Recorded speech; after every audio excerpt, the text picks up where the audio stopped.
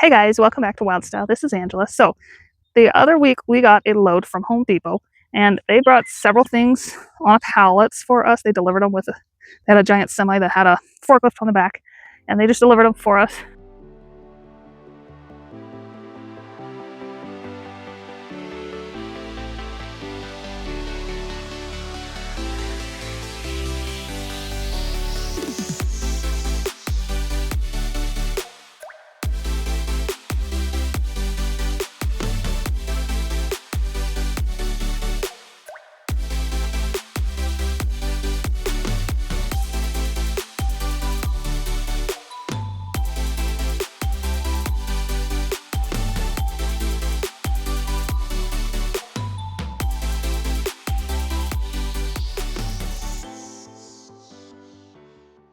So, we got a pallet of garden soil.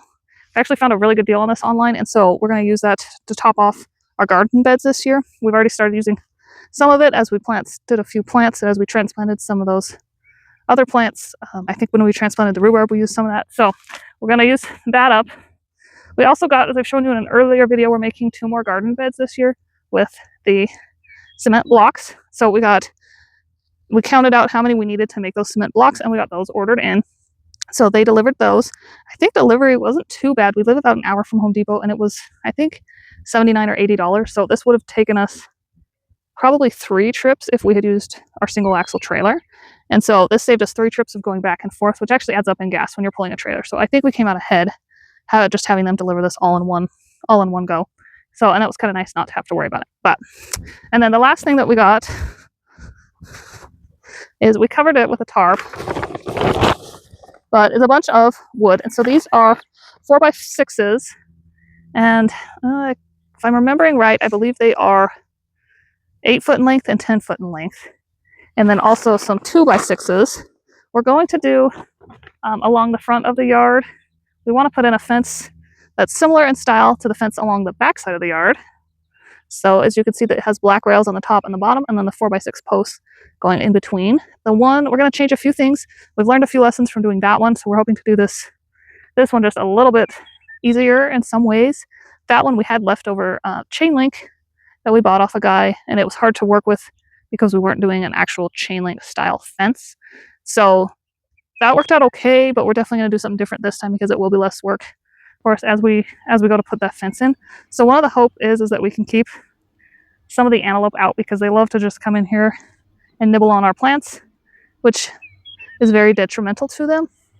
And so we're hoping to be able to keep them onto the green fields on the other side of the road if we can. So we're going to put a fence in along there. Plus we just would appreciate just a little bit more privacy. So we're going to have to stain these. We use that black stain that also has like the wood treatment in there.